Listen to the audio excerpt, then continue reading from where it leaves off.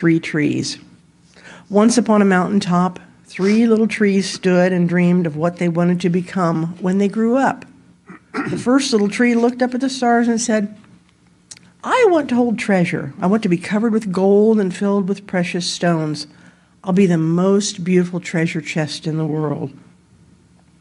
The second little tree looked out at the small stream trickling by on its way to the ocean. I want to be a majestic ship, traveling mighty waters and carrying powerful kings. I'll be the strongest ship in the world. The third little tree looked down into the valley below, where busy men and women worked in a busy town. I don't want to leave the mountaintop at all. I want to grow so tall that when people stop to look at me, they'll raise their eyes to heaven and think of God. I will be the tallest tree in the world.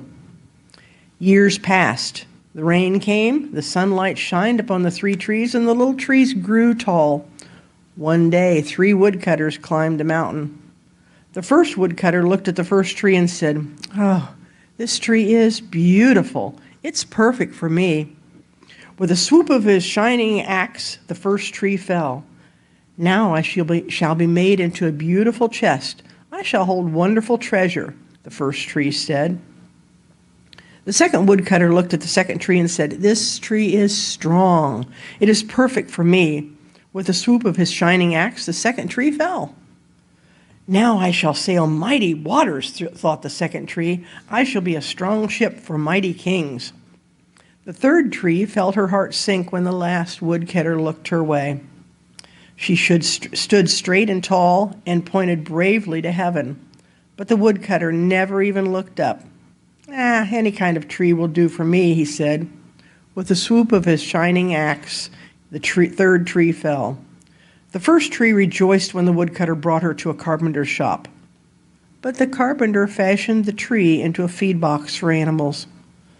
The once beautiful tree was not covered with gold nor with treasure. She was coated with sawdust and filled with hay for hungry farm animals. The second tree smiled when the woodcutter took her. I'm sorry, I missed one. The once beautiful tree was not covered. Never mind, we'll go on. The second tree smiled when the woodcutter took her to a shipyard, but no mighty sailing ship was made that day. Instead, the once strong tree was hammered and sawed into a simple fishing boat. She was too small and too weak to sail to an ocean or even a river. Instead, she was taken to a little lake. The third tree was confused when the woodcutter cut her into strong beams and left her in a lumberyard. What happened? The once tall tree wondered. All I ever wanted to do was stay on the mountaintop and point to God. Many days and nights passed. The three trees nearly forgot their dreams. But one night, golden starlight poured over the first tree as a young woman placed her newborn baby in the feed box.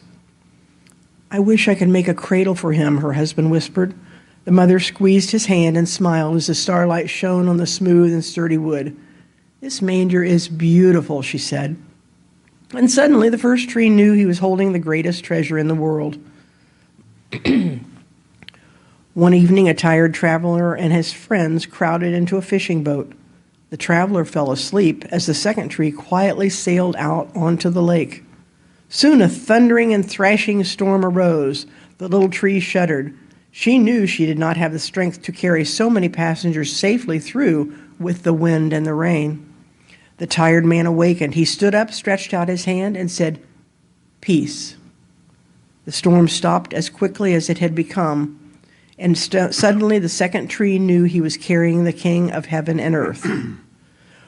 One Friday morning, the third tree was startled when her beams were yanked from the forgotten woodpile.